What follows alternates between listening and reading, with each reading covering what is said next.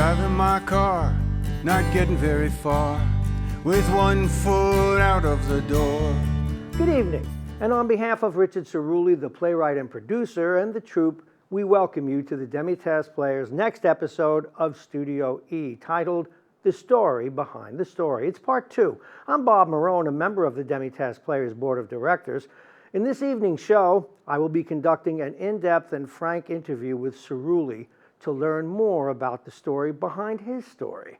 It is fair to say the body of his work falls under the heading of autobiographical fallacy, which is evident in his passionate writing style. In this evening's interview, we'll follow up with Richard on his comments about how his work underscores the existential nature, well, really, of what is his biography. More of that to come in just a little bit.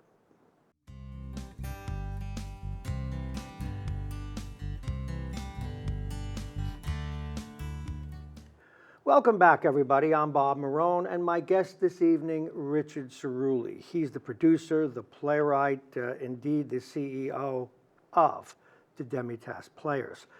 Tonight, we continue with our conversation about his background, his life, his stories, and we'll talk about his stories, and also what led him to do this kind of work. So welcome once again, Richard.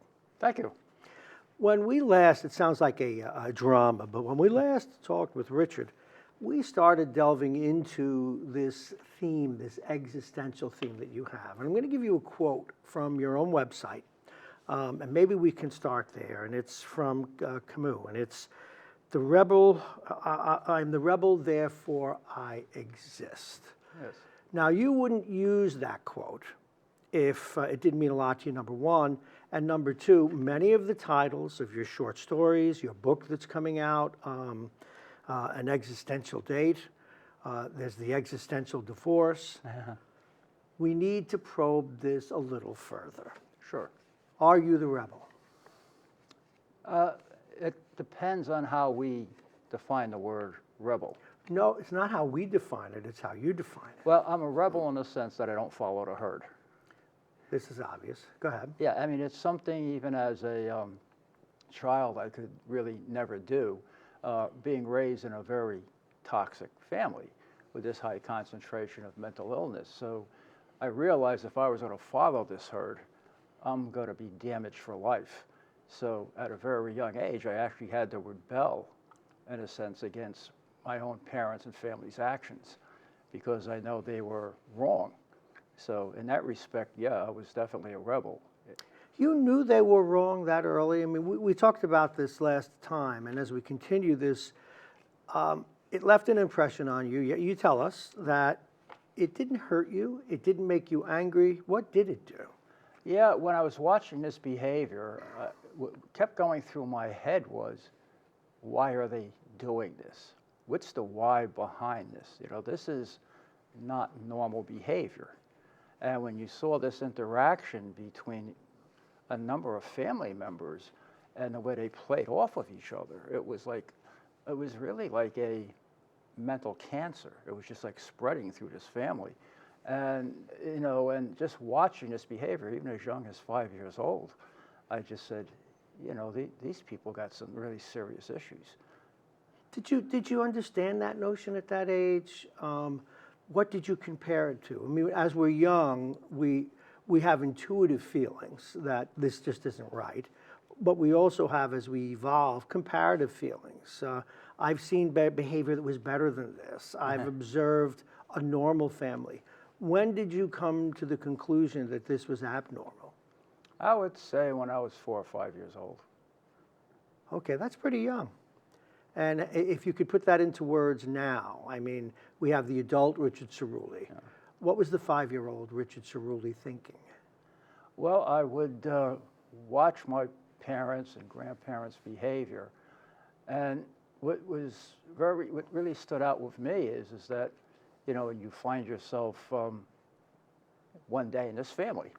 You know, you're born, and the next thing you know, you're growing, and you finally come to some consciousness, and you say, well, these are my parents. You know, I'm supposed to call them mom and dad and grandma, grandpa, whatever. And I'm in their house. They're feeding me. They're giving me clothes. And okay, I'm getting this, and I would imagine that they would have to be nice people too. And that really wasn't coming across. When I just saw their actions amongst each other, certainly the anger vented towards me, you just intuitively know this is not what parents are supposed to be doing. If you're watching, I'd be watching these like Wild Kingdom things, and you're saying, the animals take care of their young. I said, but why can't, my own family do it? That's interesting that you intuited that or internalized it, certainly, because one of the things I'm trying to do during this series is get at the root, get at the seed that eventually grew into the art that you create, and that's where we're headed, just in case you haven't thought that through yet. Now, here's the connection. Someone goes on your website, someone opens your book, someone goes to see your plays. Existentialism, you use the word a lot. It's for many people, it's an arcane word. They don't really know what it means. So the question is, what does it mean to you? Well, taking an existential view is, the idea is understanding the absurdity of life that, like the philosophers like to say. Life is a lottery, and the first draw is on your birth, and you don't know, it has a expiration date, but you don't know when. And so with that point in itself, and Søren Kierkegaard was really big on that. And the question is, how do you live each day, knowing you're in this finite time, taking religion aside and other beliefs, but just living it on a very, day-to-day level. So how do you really survive life? And so that, I was probably an existentialist when I was 5. I just didn't know it. Now, okay, not all of the existentialists, and I know we're getting philosophical here, folks, but we're going to take that philosophy and then apply it to everyday behavior, which is what his art does. There's a component, a huge component of existentialism that says there really is no intrinsic meaning. It's what we make of it. Exactly. That you're here and then you're not. I think it was Freud, when studying suicide, one of his great lines, after it was concluded that a lot of people who are suicidal come to the conclusion that life has no meaning. And Freud said, and I'm paraphrasing now, isn't it interesting that people had to be in that state before they realized the ultimate truth? Yes. Rather than conclude it earlier and live their lives to the fullest. Exactly. Now, having said that, do you agree with that? Or do you think that there's meaning beyond this life? Because a lot of people listening to this now, to appreciate your work is to understand these notions. Yes. I get that. But does it totally preclude a life after death? Well, as people know, I'm a Gnostic Christian. So we see, I approach, or as Gnostics approach it, as the immortality of the soul. So, to paraphrase it, we look upon this as an apprenticeship. You come in here and, you try to navigate yourself and build yourself a better person. And, when you get to be pretty good, or, then it's time to check out. Your work's complete. Check out completely? Yeah. Okay. So, and this is important because your work has this word in it, the tone of the work, the tone of the plays is existence is in the moment. It is. And at the end of our existence, that's it. I mean, you're not sure. In other words, let me rephrase that. I'm sorry. Yeah. Do you leave open that possibility? Oh, yes. Okay. I mean, it's as you know, as a troupe, we don't, and I have my beliefs, but we don't push anyone. That's up to I know you do not. But again, I want people to be able to really appreciate this quote unquote existential point of view that you're coming from. Yeah. Because one of and it's not a cop out of existentialists, but one of the things they would tell you is, we think this is it, be in the moment, but that all things are possible. Exactly. So it leaves that door, and it's true, because to have that notion is to be certain of that which we can't be. Yeah. So now we'll take these notions. I wanted people to see where you're coming from. Now, this is my interpretation, and I need you to respond to it. For those of us who've ever been in therapy, particularly if the therapist was existential in nature, which is to say, this is it. This is it. Yeah. Your fears, your concerns, your need for certainty, all of it extends from where you think you're going, Yes. or the guarantees you want, Yeah. but none of it exists. Now let's grow. Okay. You've said on these broadcasts that you didn't experience pain. No. You didn't experience fear. But what do you call then? I mean, we're talking about a man who's written how many plays now? 4 or 5? Yeah, something like that. I lost count. They've been staged. How many books? 3. How many short stories? Oh my God. Okay. Dozens. All right. That's an awful lot of output. If you were an airplane, you've flown a great distance. What's the fuel? Yeah, well, the motivation is when you look at life, or what I like to consider the frail human condition, and you watch people's behavior and how sometimes they just don't frame those micro moments in life. You know, it's like, what do you do with this situation? You know, when I was dealing with my parents who were very toxic, you know, you just frame this. And I said, well, I'm not going to let them hurt me, but I have to take a look at this and learn from it. And what I'm going to learn from it is not mimic my family's behavior, because it is sick. And so I have to make sure, you know, so what worked for me is just watching it, realize I was held captive until I was 18, and just mark my days and said, you know, eventually I'm going to free myself from this. But I wasn't going to, I was not going to turn over my mind or soul to them. Okay, how much, look back now, please, and answer this question, because we're going to get into now, away from the arcane and into the very practical, how it generated your art. Yeah. As you look back over these last, let's say, 50 years, do you think that you've applied all that you've learned? I mean, you've been a professor, you've had many different components to your career. Your ability to analyze all that, have you taken that and applied it to those things that you intuited, or have these insights that you learned later in life simply given language to your thoughts? Yeah, well, that's a good question. I would say that the experiences, you know, when you're 5 or 6 years old, I mean, you know, you don't have the vocabulary. So I'm speaking now with a mature, you know, vocabulary. So when I go back and look back at this, I say to myself, you know, I think, you know, there were lessons learned, not for me, but I think for people who find themselves in that same situation. And most people, you know, what happens if their parents are being very toxic or something, they usually mimic it, and of course that you know, causes problems for them, or they just are in denial and they just don't accept it for what it is. And I've always accepted it really for what it was, and I couldn't deny it. I think over the years it just helped me break that barrier between my conscious and subconscious. I see. So, you know, so when people say, you know, like, you know, when you talk to people, you know, I had this bad experience and I just put it down inside me, and they'll say, no, you don't do that. It's just festering, and it's going to come out in some other form. You just have to take ownership of it and say, move forward. Well, some might submit you're doing that, but in a healthy and artistic way. Yes. Because, again, you did say bad. You used the word bad experience. Yeah. So bad experience had to hurt. I Not mean, really. you had to, you've been informed by this. I mean, if we made this into an equation, a simple equation, we have Richard's upbringing, Richard's parents, Richard's grandparents, and these events that come out in your biographical fallacy, okay, Yeah. that equals, after getting a really good education and living some life, the Demitasse players.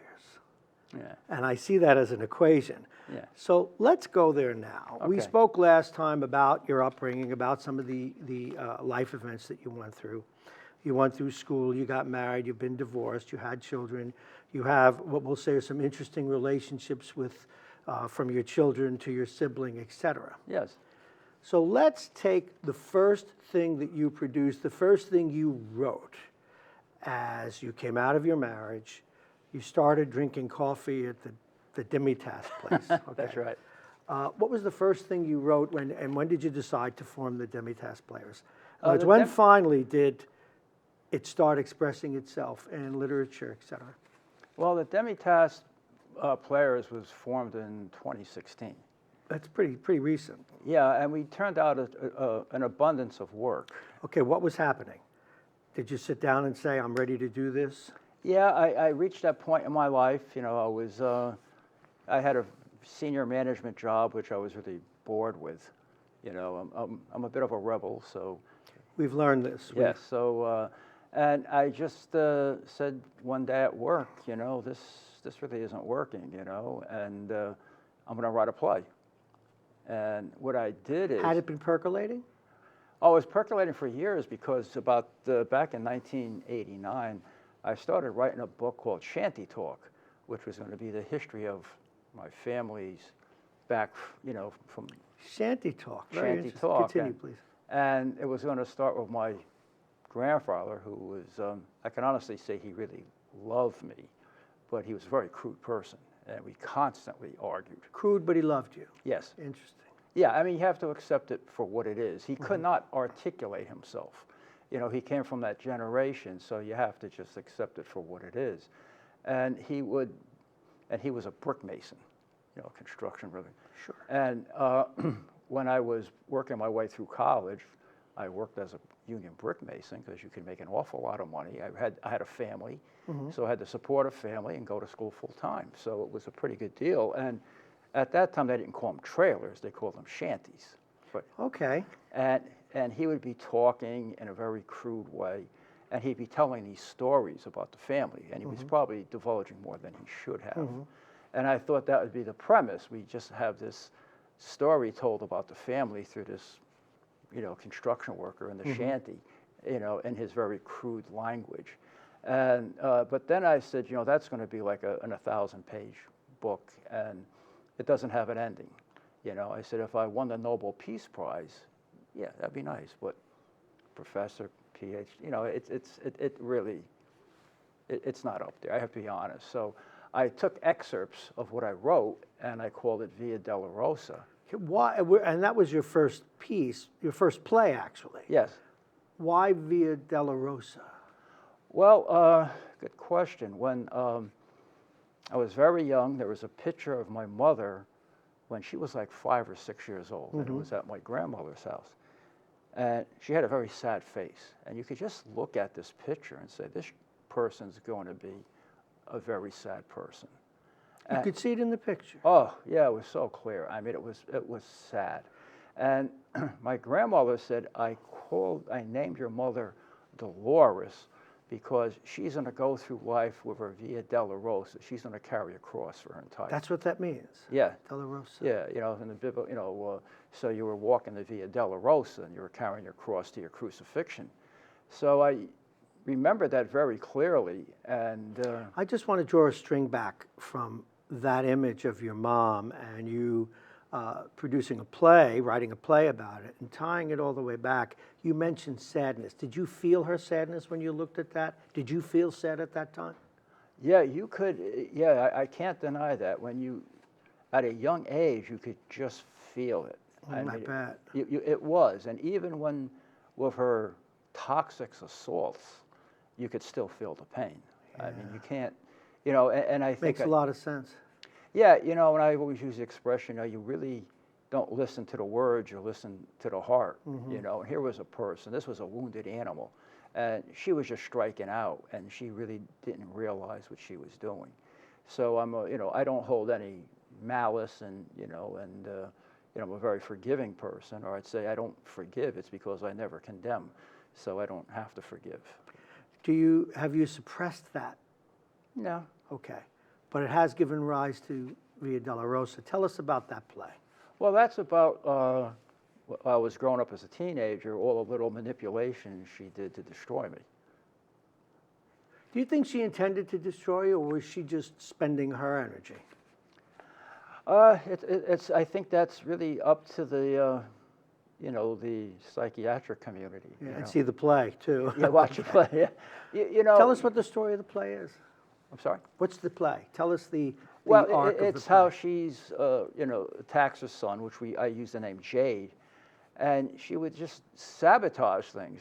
She would do things like, I would say to her mom, "I'm going to head out to the store.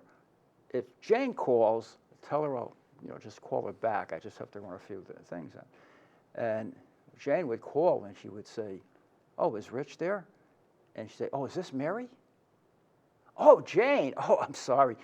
Rich. Oh, I think Rich just left with Mary." Why would she do that? Oh, she was pretty good at this, and she would. Was she selfishly guarding you for herself, or just wanted to hurt you? Oh, I think she just. Well, she was hurt, and she was abused in many ways emotionally, and she couldn't come to terms with it on a subconscious level. So she was going to vent it, and she had Munchausen's by proxy. So she was going to vent it on me, as long as, the scenario would work this way, wow, poor, Rich, his girlfriends are always breaking up with him, there's something wrong with him, and she would create these little, micro events. So tell us about the arc of the play.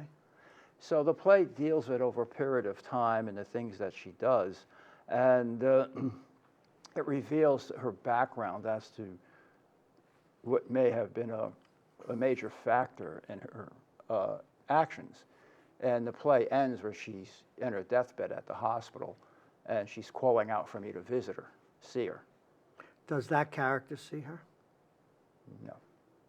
And we'll let it go there because that play will run again. Yeah. Is the play on film now? Did you tape it at all when you did it? Yeah, we did. We did it as we taped the play, and we're hoping to redo the play. The cast, the Repertory Theater wants to do it again. It's just that it's a big cast, and we're just having a hard time filling the slots. There's about 20 different characters. Okay. We're going to talk about more of your plays and stories in a moment, but a question. Yeah. On your website, in our intro, it's biographical. We get that. Why do you call it a biographical fallacy, though? Well, These things really happen, or is that your way of saying it's a historical novel? Well, all writers, feel this way to a degree. Like if you write a book or a song, and what I would like to see, if you know the people, the first thing they'll say, "Is it a true story, Rich?" And in a way, it's a little bit upsetting, because what we really want to hear is, why did you build that character? What's the storyline? Why did you build this? And we just want to hear the story, and share with it what the intent was or what the moral of the story was. The fact that it's based on me is really immaterial. So that really... I understand. Yeah, and we just say, could you just get over it? True, but it is about you. Yeah. Almost all of these pieces are about you. Pretty much, yes. Okay, which is why we call it biographical fallacy. Yeah. You're also reminding me to talk about Kierkegaard a little bit. He's the guy that says there's a very slim line between brilliance and the absurd, So there's something to that effect. Yeah, exactly. What was the next piece you wrote? What was the next play you wrote? The next play was Rondelay, which dealt with dissociative identity disorder. And that Identity disorder. it's like a multiple personality. Yes, I know. Who is the antagonist and who is the protagonist in this? Well, actually, both were a composite of people that I knew. Okay. So I really couldn't single one person out. Well, give us the arc of the story, and then we'll get back to what motivated it. Well, it's a story about it's a husband and wife. They're married, and the husband's a successful architect, and they're at a bar one evening celebrating his new big promotion, and as he's getting his toast, his wife looks across the bar, sees a guy, goes over, starts talking to him, and then as he's ready to make his speech, it's his big day, she says, "Hey, buddy, I'm leaving with this guy, okay? I'm out of here." So she just humiliates him in front of this. Does this to her own husband? Yeah, and it's not an uncommon occurrence. I've known people who have DID and watch that behavior. Did that happen to you? Not in that particular sense. Okay, because again, Yeah, maybe a long we're putting story. characters together Yeah. in composites. Yeah. But the sense of that kind of humiliation or abandonment, you seem familiar with it. Yeah, well, when you see that poor human behavior, once again, it's just you look at it and you just say, it's not going to own me. No, that's true, but it's still painful. I mean, Yeah, you have to be like a duck, let it roll off your back. roll off your back, but hold on to enough of it to write about it. Yeah, you want to take those stories and so people could learn from it. Really sadly, when you look at this DID, you'll be at a gathering and you'll see a husband and wife, and either one of them displays this DID. And it's coming down the road. And if you were to go to the wife and say, you got to watch this, because this could be a problem. No, he's just a very sociable person. Okay, what about the arc of the story? Go back to the arc of the story, then I'll flip back to you. Well, what happens is that an old girlfriend sees this happen at the bar. Mm-hmm. Her name is Blanca, and they were former lovers in high school or college. And they just crossed paths out at this event. And he, of course, divorces his wife, Blanca. Right. Mm-hmm. And the wife then wants to attack the fiance for breaking up the marriage. So, and it has, I don't want to give the ending away, but, it's basically the illness where the person with the DID does. Okay, so you're in the play, and again, we have to leave some gaps, folks, so that you can watch it and enjoy it, and there's a lot more to be inferred than just the obvious, because some of the characters are composites. But did the wife in this instance, or perhaps in yours, did the wife ever have any insight that really she pushed him away and then the other person scooped him up? He didn't just go chasing. No, he does, and it's one of those things in life which we know. I mean, if you're going to do that to a spouse or your partner who apparently loves you and offers you fidelity, you're basically pushing that person away. I mean, and if the person's smart, they just say it's time to move on. You're not going to change his character. Okay, what was the next piece? And then we'll get into short stories. What was the next play? Oh, that was A Lonely Summit. Oh, yes, I have that here. I'm sorry, I skipped it. Tell me about The Lonely Summit. What was that about? And is it a play or was it a film? No, that's a play, and it's about a fellow named Roland who goes to a psychologist, and he later in life, in his, say he's 50, and these sessions take course over a period of 15 years. And he's the type of guy that does everything right, but everything goes wrong for him. He fights he doesn't cook the books in the corporation, so he's, escorted out the building, and he's got a wife and 2 kids, and he tells the wife, but they wanted me to cook the books, so we're going to lose the house, type of thing. So he is this hero in a sense that he follows all the rules of, regardless of, holy writ, philosophy, morality, and he actually carries it out quite well, but he pays a very high price for it. Are you Roland? Yeah, pretty much. Pretty much. Okay. Roland, in this world, it's tough to play by the rules, isn't it? Yeah, it's, if you're going to play by the rules, you just have to understand, no one's going to applaud you. You just have to do good for the sake of doing good. And you just don't, and that's it. Don't look for a reward. You're not going to tell us about the end of this play, are you? No, I can't. Okay, well, we'll leave that open. All right, you've got some films you've made and some audio plays.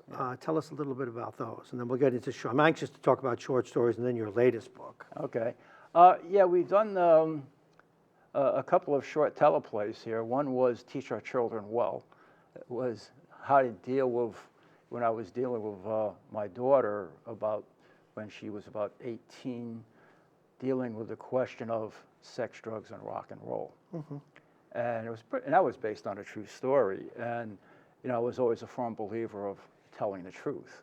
When I talk to a lot of parents, if my kids come to me and talk about sex and drugs, I lie through the teeth. I tell them I never experienced it, I never did it, and I was a virgin when I got married. And I just said, how could you lie to your children? If the children are the most important thing in your life, And I told people is if you lie to a child, you're going to lie to me. And if you're going to lie to me, we can't have a friendship because I'll never trust you. And so we kind of did a little parody on that about how parents should really approach this with honesty.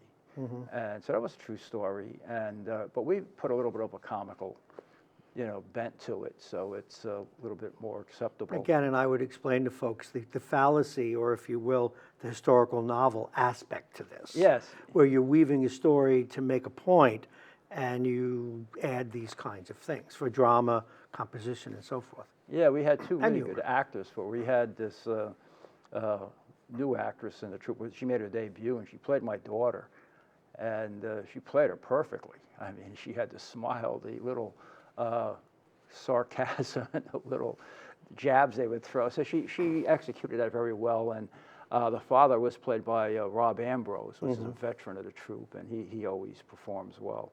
And then we did that, and then we did Vanity Here. Tell us about Vanity Here. What was this about? Well, Vanity Here is about two women meeting up after they get their hair done. And one of them's talking about, I just spent $600 on this hair, and she's talking about the Lexus, and, the world centers around me, and her hair is so beautiful, then all of a sudden a piece of hair falls in her soup, and I can't have it, it's disgusting. And, the point is, you spend all this money on your hair, and when it's attached to you, it's of value and it's beautiful. Once it falls off you, it's disgusting.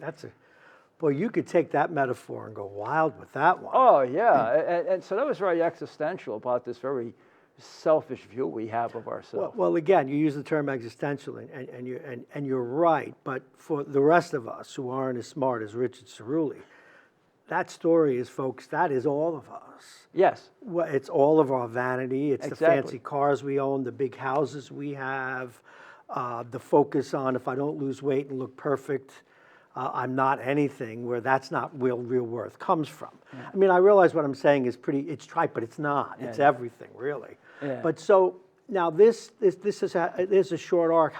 Where does this go? You don't have to give us the ending. We'll want people to read and enjoy your writings. Well, we let people take a look at it, and you say, if you want to find that essence in life, you're not going to find it in external things.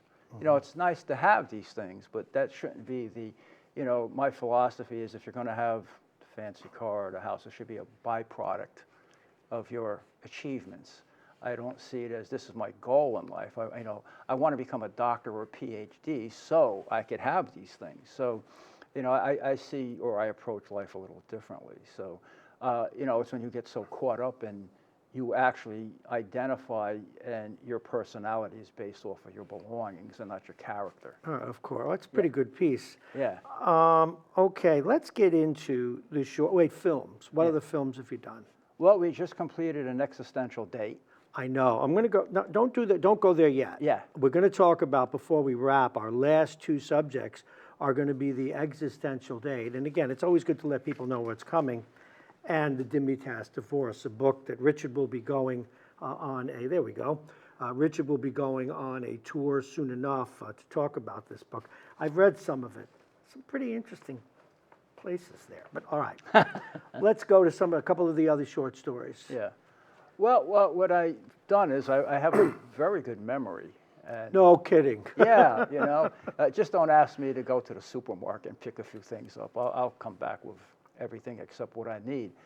But there was a couple of, it's on the website, but there were two stories in particular that I remember very well.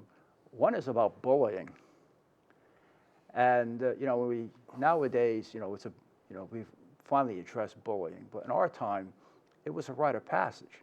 Of course it was. Remember, if you went up to your teacher and said, I'm being bullied, well, just stand up to the bully. Yeah, well, yes. Yeah, great. And what's that going to prove, But anyway, this is a true story, and I kept it to myself for years. I just wrote it about 2 years ago, and I thought it was time. Okay, now again, tell us the story, and then we'll relate it to you rather than the other way around. Yeah, when I was in, what they would say, I was in junior high, or now would be what, middle school?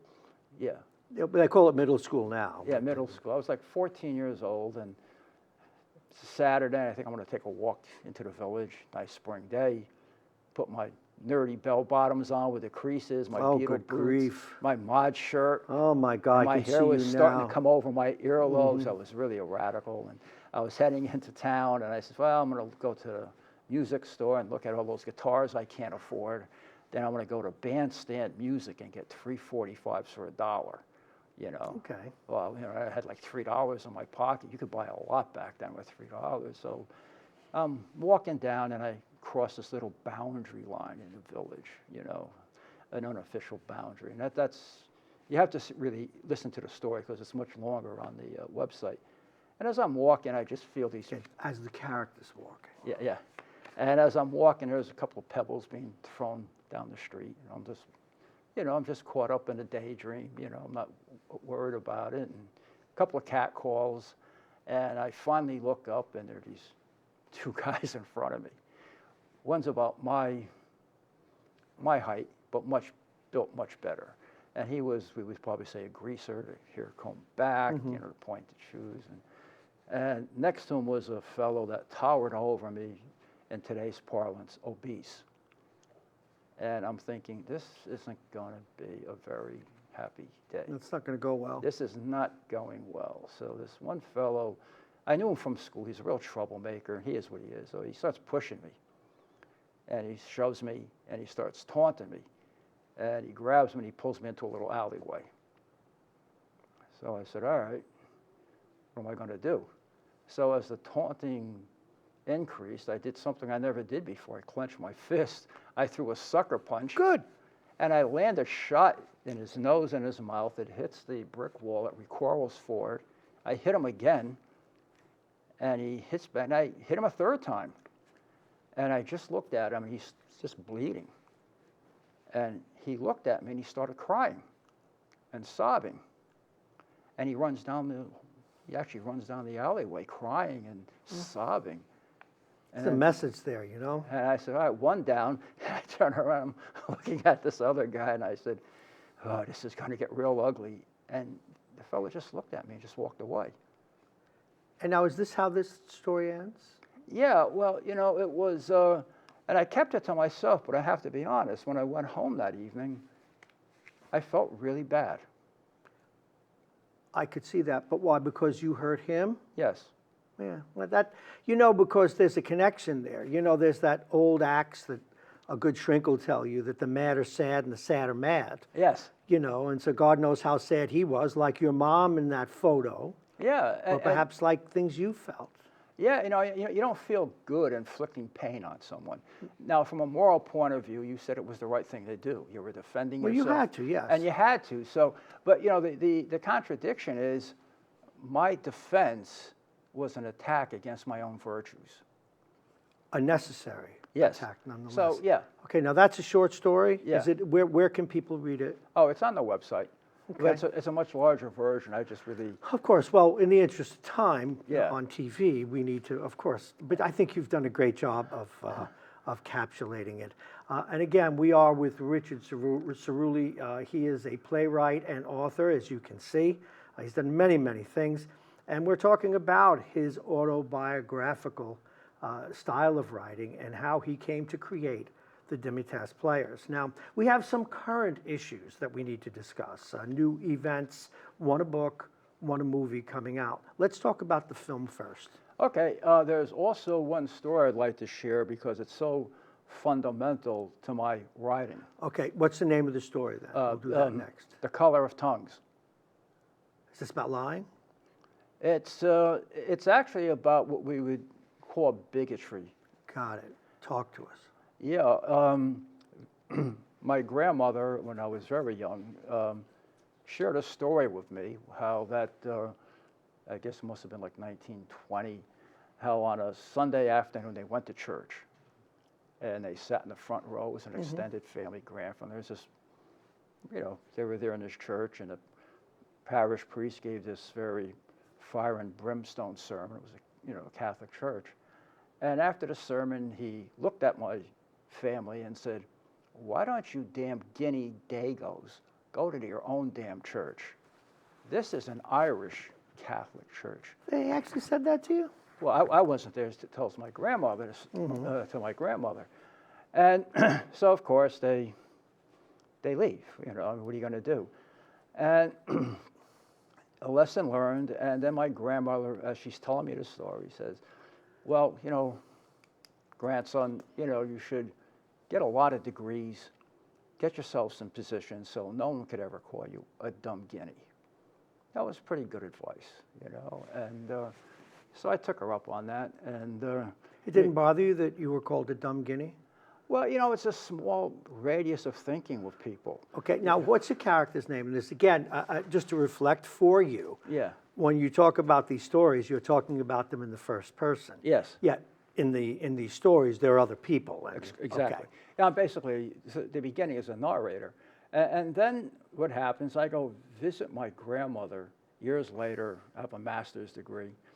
I go visit her. Now she's moved to the other side of the tracks, nice tree-lined street. And let me go visit her, and I pull my car up, and I see her walking over to this car parked in front of the next-door neighbor's house. Never forget, it was a white Chevy Vega, 75, I believe. Moxnix. Yeah, and she gets this letter, and she stuffs it in the window, because it was, you know, down a little bit. And she walks over, and I see this look on her face. And I says, how are you? She says, you know, Rich, neighborhood's going downhill. I said, excuse me? You know what? Damn Cubans moved into this neighborhood. Just rolls right over to the next group, Richard. Yeah, so, yeah, and I looked at her, and I said, you know, Grandma, you may not realize this, but we didn't come over on the Mayflower. And her name isn't Smith or Anderson. And don't you forget the story you told me about. It happens again and again, and it's happening again today. And it happens today again. With Mexicans and Latinos and... Yeah, and there's a sad irony to this. So I see the woman walking over to her car, and it just so happens I graduated high school with her. Her name was Inez Valenti, and she goes over to the car, and she reads this, and of course she's upset. You know, and I apologize, and I just said, you know, it's not us, you're welcome here, and, you know, I spoke to my grandparents about this is unacceptable, and I'll make them apologize. And she just said, it's all right, it doesn't bother us. I can get this story as we move forward. Yeah. How does it end, or what do we need to know about this story? And again, remind people of what the name of this story is. Oh, The Color of Tongues. Okay, The Color of Tongues. Where does it go, or do I get the point already? Well, the irony about it is about 4 or 5 years ago, I'm at a party or a gathering. It's in Rye, New York. And as the party's breaking up, I'm walking out, and the host looks at me, and he says, so, Rich, what about you dumb Italians? Oh, really? Yeah, and I said, this has really gone full circle. And I says, well, Patrick, which one are you referring to? Leonardo da Vinci, Michelangelo? And he made a comment, and I just simply said, your comments are really immature. And he says, well, I live in Rye. And I says, well, I could see that. I says, and it's really astute that you know where you live. I says, but one's IQ or character isn't determined by their zip code. Well, of course not. But he else to say. So, you know, you look at this, and, you know, and when you're a child and you hear these stories, there was the moral story, you know, that you shouldn't be bigoted, you know. Of course. And then the same person who didn't like being referred to in a very derogatory. Yeah, they just went right up to the next level, just went like up a to the next- carousel. And, you know, and now you think of it as, now when I did that, you know, you basically said, well, there goes the inheritance. You know. All right, we've got to move on to Yeah. the two latest items. Yeah. Let's talk about the existential divorce. Again, we have that. Your not the book, not the Demitasse divorce. The existential date. I'm sorry. Yeah. Yeah. And again, existential. Why does a date have to be existential? Well, because the way the story is based on is it's two existential professors meeting on their first date, Boy and a girl. boy and girl. Or it could be two men or two Yeah, women. I but get they're that, middle-aged, and they meet at this existential bar on. Why isn't an existential bar and two existential?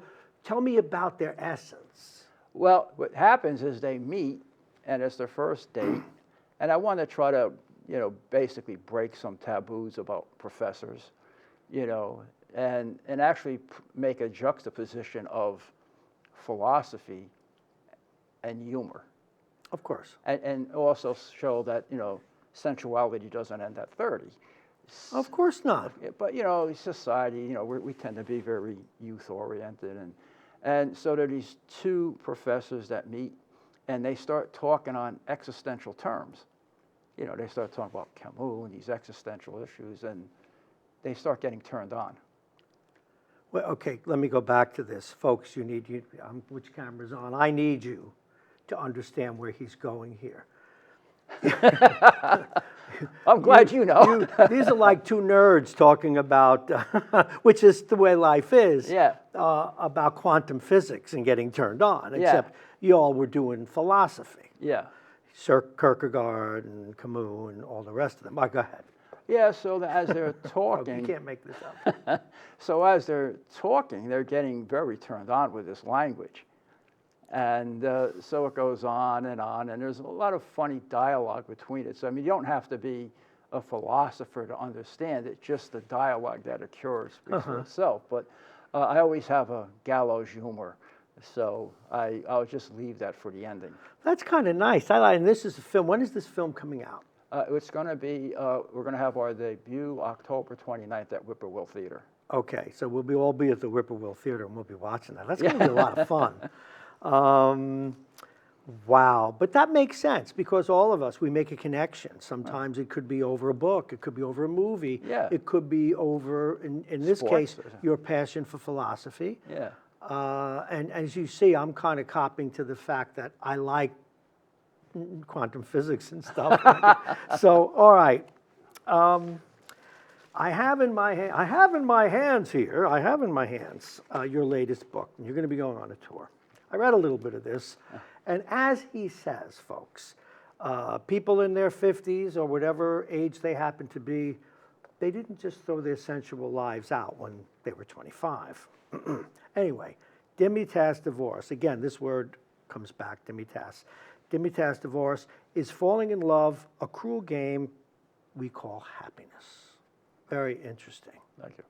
And I'm going to give you a quote just to prime the pump a little bit. Do you remember the movie The Hours? Great movie for an existentialist, by the way, since you go there. What was it again? It was with Richard Harris and, oh God, it's about this writer. It's about a writer, and it's also about a woman, and it's about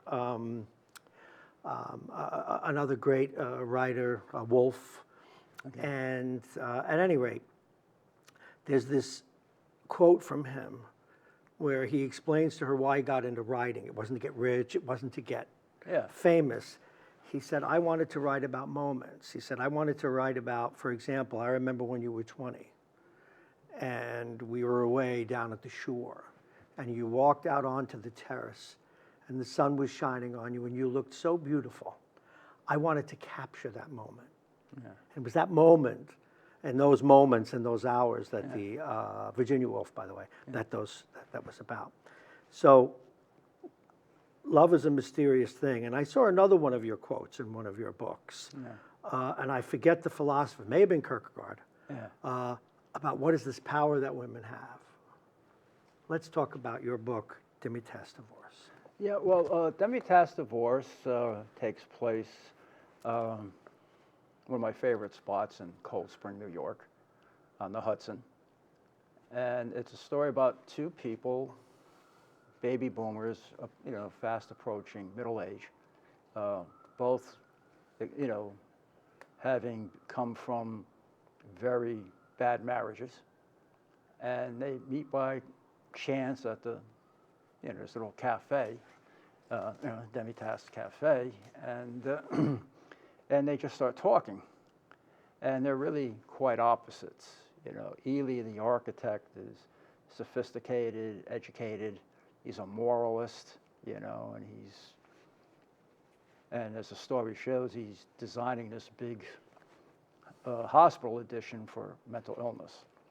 And the book will reveal why. And so they meet and they're talking and they seem to knock it off. And the book was actually, it's it's a re-release.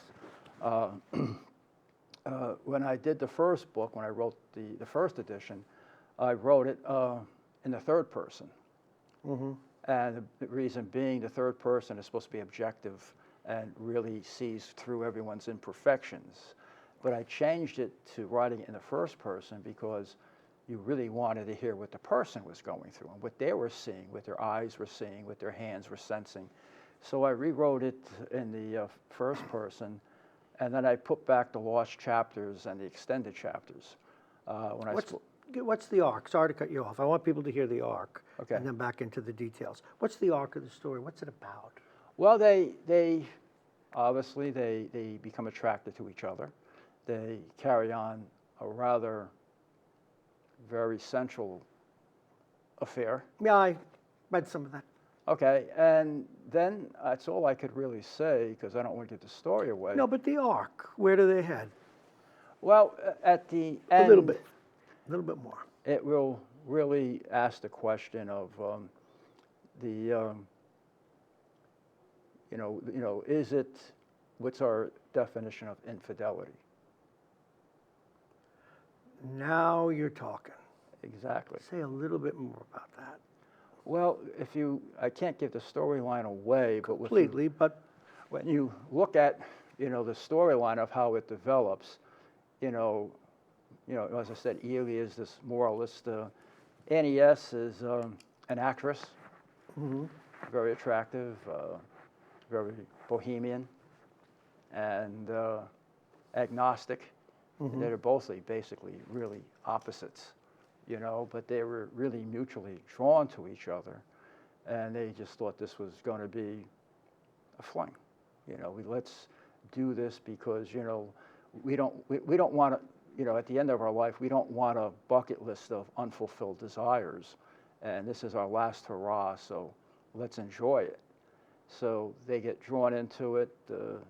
And of course, there's that problem of love that enters into the equation. And then there's a whole lot of legal meanderings that occur. And also, once again, is it an infidelity? And by who's judging it? Yeah, these are great questions, and don't get into too much detail because Yeah. people should read it. And I get the sense that a lot of this is going to be open to interpretation, as it should be. Yes.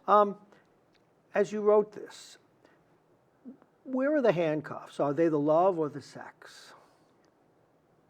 It's actually a little bit of both. I mean, they're drawn together initially from a very passionate physical point. Mm-hmm. They're both attractive people. They're looking for, they have desires that are unfulfilled. Mm-hmm. The marriages, or the failed marriage, I'm going to put that in quotes, the failed marriages that never offered them anything. So they wanted to, they engage it, and they actually get really drawn to each other. And it's something that they both fear because they weren't anticipating that.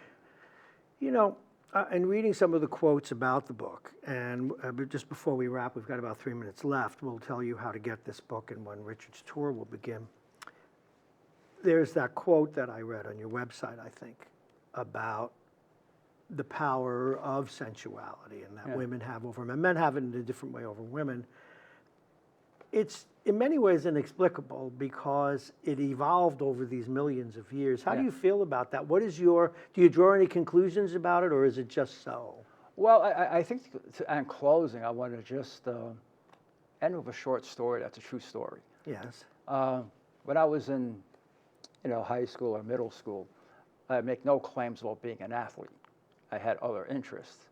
And while I was in, ninth grade, my first girlfriend actually attended Catholic school, Holy Child, Oh my, okay. Yeah, and blonde, blue-eyed. I mean, your hormones are bursting at that time. And she would walk down a certain street, and I would meet her there. She'd walk past where my house, my street was. And I got out of school early one day, so all the guys said, let's go play baseball. We've got about 40 seconds for you to get this before the wrap. So I go can't ahead. do it in 40. But anyway, the short of it is I'm out there and we're playing, and I kept saying, boy, I hope she doesn't come when I'm up at bat, because I'm not an athlete. And at this particular sandlot, if you hit the church, side of the church, it's grand slam home run. Oh, that's great. And I've been playing there for years, and it just never happened. And so up at bat, and I'm sweating that she's going to come down and see me strike out. So I'm at the bat, and the pitcher looks at me, and he knows I'm not an athlete, and he winds up, and he looks up, and he sees my girlfriend's coming down. And I look up, and I see her, and he winds this big wind up like he's going to intimidate me. So he fires the ball. I close my eyes. I hit it, and I hit the churchyard. You decided that is a nice story to end on. Now, and so that's the power of women. Okay, now, you said it well. Before we go, Demitasse Divorce. Is it on bookshelves yet? How do people get it? When will your tour begin? Okay, you can get it at Amazon.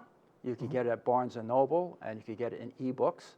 My tour starts in about 3 weeks, and we got great reviews. If you look on Amazon, we got some very good reviews from the readers and actually critics, which is rare. You don't expect. Okay. So the book, Demitasse Divorce, Richard Cerulli. It's on bookshelves. Get it on Amazon. Look forward to more. And remember to look at the website for the Demitasse players. Richard Cerulli, thank you very much. Thank you. Have a great day. Great. I hope you enjoyed our evening's presentation and found it to be entertaining, informative, and enlightening. Please review our website to view our extensive body of work. We would also like to extend our thanks to White Plains Community Media, its staff, James Kenny, Rita Santos, and Keith Baker for all their support in making this evening's show possible. Good evening, and thank you for watching.